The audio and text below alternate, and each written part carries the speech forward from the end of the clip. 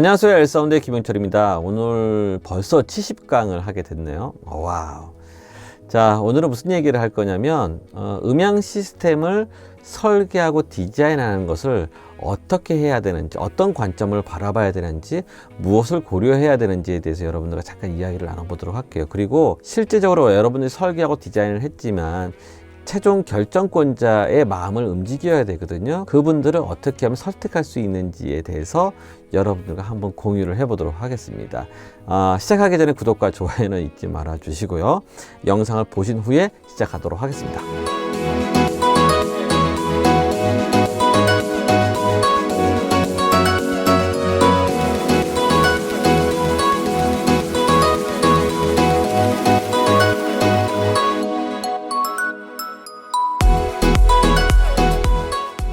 자, 모 교회를 예를 들어서 한번 설명을 해 드리도록 할게요. 지난번에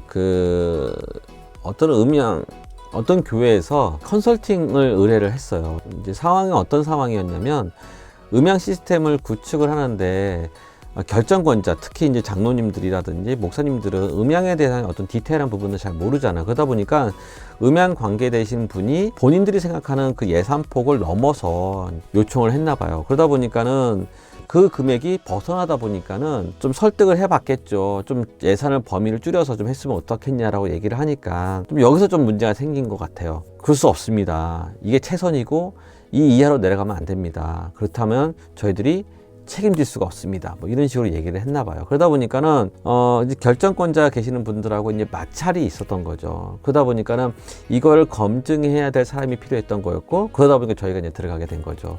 어떻게 보면 음향 관계자 분들 입장에서 불편한 존재로서 저희가 들어가게 된 형국이죠. 근데 저희가 이제 해보니까 저도 이제 이런 경우는 이렇게 마찰이 있는 곳에 이제 저희가 들어가서 이제 이거를 분석을 하고 나름대로 그거에 대한 이것이 옳다, 이건 조금 무리수가 있다, 아니면 이것은 수정을 해야 될 필요성이 있다라는 거를 저희가 이제 나름대로 얘기를 하고 거기에 맞춰서 이제 조율을 하고 이런 작업을 한번 한 적이 있었어요. 근데 제가 이제 이걸 하다 보니까는 좀 우리가 그 음향 관계 되시는 분들이 좀 지혜로울 필요성은 있지 않을까.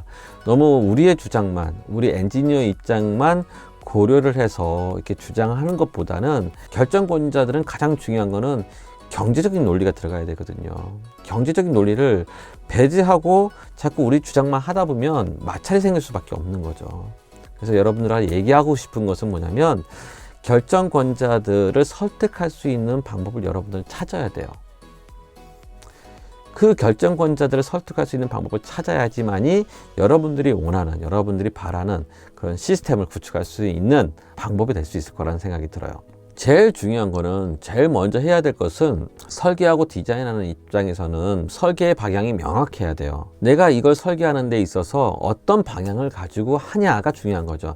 그 방향성이라는 건 뭐냐면 용도가 무엇이냐, 그 음향 장비에 주로 사용되는 용도가 무엇이냐. 그러니까 예를 들자면 그런 거죠. 어떤 예배냐, 어떤 예배 형태고, 아니면 뭐 우리 예배 같은 경우에는 일반적으로 클래시컬한 예배도 있겠지만 요즘 많이 하는 워십, 컨템포러리 예배를 많이 이제 드리잖아요. 그러다 보니까 그거에 대한 용도를 명확하게 알아야 되는 거죠. 그리고 실제적으로 연주자들이 어떤 사람들인지, 연주자들의 어떤 스킬이 어떤 사람들인지 그런 걸 좀 명확히 알 필요가 있죠. 거기에 맞게끔 설계가 들어가는 거죠. 그리고 제일 중요한 거는 뭐냐면 운용자가 누구냐는 거죠.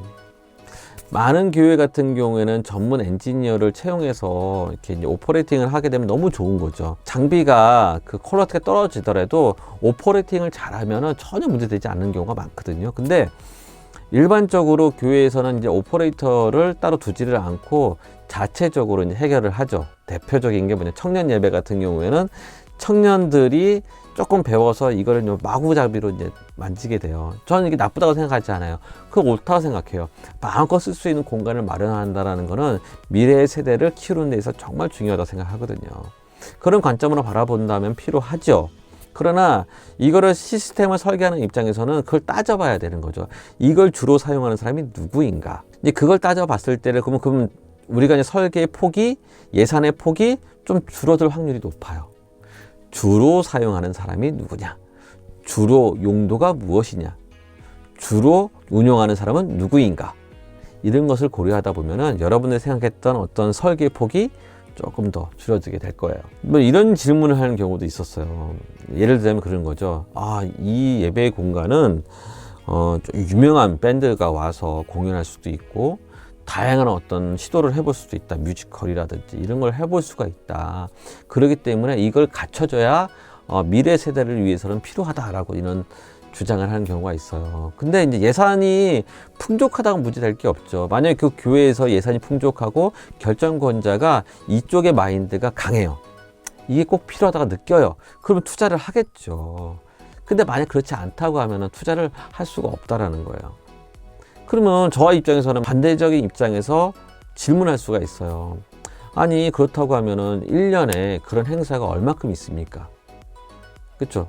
용도를 따져보는 거죠. 얼마큼 자주, 얼마나 많은 빈도로 이런 행사를 하게 됩니까? 이걸 질문할 수밖에 없는 거고요. 그리고 보통 일반적으로 저희가 해보니까는 웬만한 좀 이름 있는 밴드 같은 경우에는 자체적인 음향 장비를 갖고 있어요. 그래서 웬만하면 갖고 오고요. 또 세계적으로 유명한 밴드 같은 경우에는 지정을 해줘요. 자기네들이 원하는 어떤 믹서를 지정을 해줘요. 그럼 결국에는 렌탈을 해서 갖고 들어올 수밖에 없어요. 결국에는 렌탈해서 들어와야 되는 상황인데 저희 입장에서는 그렇게 설명할 수밖에 없거든요. 그러면 그거에 대해 똑바른 해명이 안 될 수도 있다라는 거죠.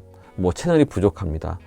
뭐 솔직히 가변적으로 운행을 하다 보면은 전혀 문제될 것도 없고요. 뭐 이런 여러 가지 얘기를 하다 보면 저랑 어떻게 보면 이제 조금 마찰이 생길 수밖에 없는 거예요. 그러나 그분들이 그런 마인드를 조금 내려놓는다고 하면은 충분히 협의가 가능하거든요.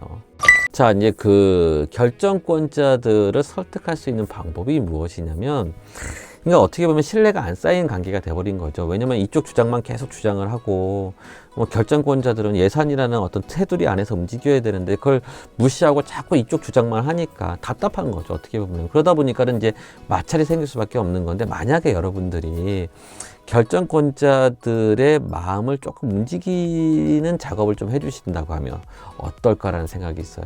저희도 마찬가지군요. 방송 장비 같은 거 구매하거나 이러려고 하면 이 사업 계획안을 막 어마어마하게 만들어요. 그 안에서 그걸 가지고 결정권자를 설득을 하는 거죠. 이러하기 때문에 이걸 해야 됩니다라고 설득을 해야 되는 건데, 자, 여러분들이 만약에 음향 담당자로서 설계를 한다고 하면은 단순하게 업체가 준 자료를 근거로 그냥 만들지 않았으면 좋을 것 같아요.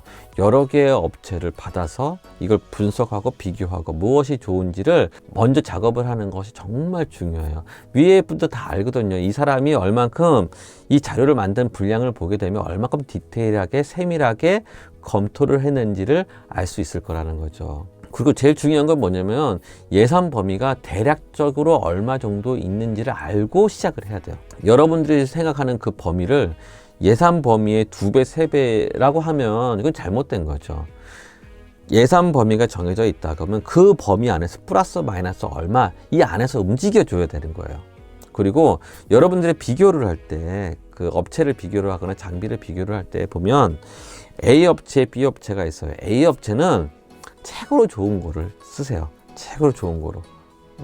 내가 하고 싶어 하는 최고 좋은 거를 쓰세요. 그러나 그 예산 범위를 고려해서 가장 효율적인 방법은 B라는 안을 만드는 거예요. 저희는 A가 가장 좋은 방법이겠지만 결정권자, 우리 교회 아니면 우리 공연장 여러 가지를 고려해 봤을 때 A보다는 B가 더 효과적인 방법이다 라고 저희는 생각을 해서 B로 결정을 했습니다 라고 하면 많이 고려를 한 거잖아요, 나름대로. 그리고 예산 범위 안에서 플러스 마이너스 조금씩 되는 거니까 충분히 설득될 확률이 높다라는 거죠.